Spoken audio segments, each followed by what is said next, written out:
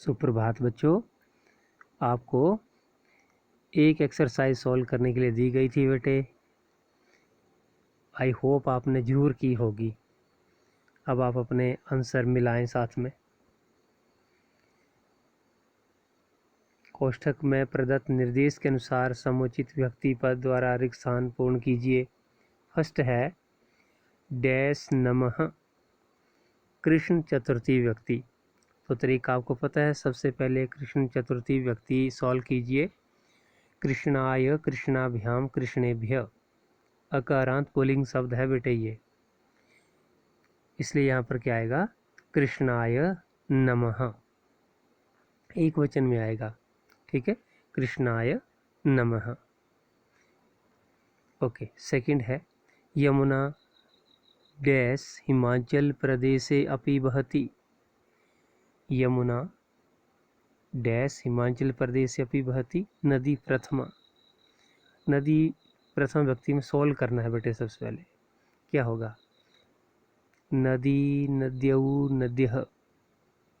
ठीक है, अब यमुना नदी आया है। यमुना नदी हिमाचल प्रदेश में भी बहती है, तो यहाँ पर क्या आ जाएगा? नदी ही आ जाएगा, जैसे लिखा है नदी वैसे ही। ठीक है, यमुना नदी हिमाचल प्रदेश से अपनी बहती। नदी का नदी क्यों लिखा? कि रूप ऐसे चले हैं। प्रथम है नदी, नद्यौ, नद्यः। क्लियर, एक वचन का प्रयोग किया गया है क्योंकि यमुना एक ही नदी है। इसके बाद स्क्रीन पर थर्ड क्वेश्चन देख रहे हैं बेटे। पुस्तकस्य विमोचनम डैश कृतम। अब यहाँ किम तृतीय व्यक्ति है, तो अब देखें किम जो है वो सर्वनाम शब्द है बेटे। तो क्या होगा? तीनों लिंगों में रूप चलेंगे। चलाइए, पुल्लिंग में कह तृतीय है ना, केन, काभ्याम, कई। ठीक है, स्त्रीलिंग में कया, काभ्याम, काभि। नपुंसक लिंग में केन, काभ्याम, कई।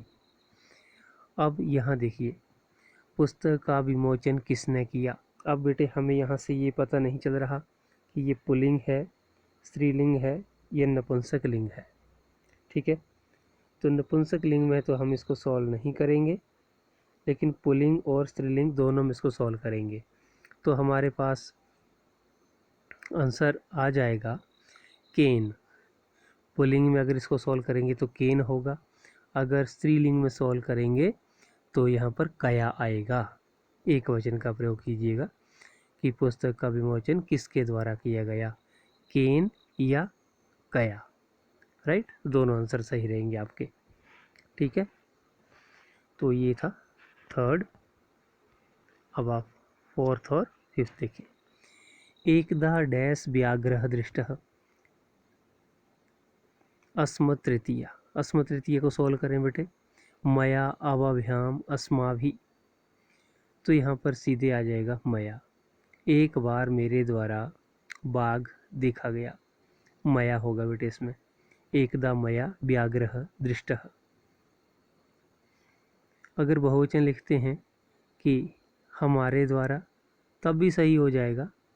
ठीक है, अस्माभि, एकदा अस्माभि व्याघ्र दृष्टः, लेकिन एक वचन में ये ज़्यादा ठीक रहेगा।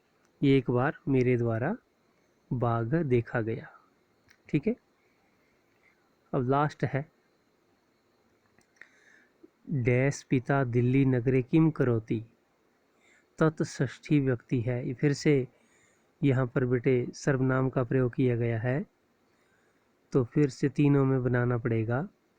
षष्ठी में पुल्लिंग में बनाइए, तस्य, तयोः, तेषाम। स्त्रीलिंग में तस्याः, तयोः, तासाम। और नपुंसक लिंग में तस्य, तयोः, तेषाम पुल्लिंग की तरह रूप चलेंगे। तो यह प्राय है उसके पिता दिल्ली नगर में क्या करते हैं। उसके पिता, अब यहाँ से भी बेटे ये पता नहीं चल रहा है कि ये पुल्लिंग है या स्त्रीलिंग है या नपुंसक लिंग है। तो हम यहाँ पर क्या करेंगे?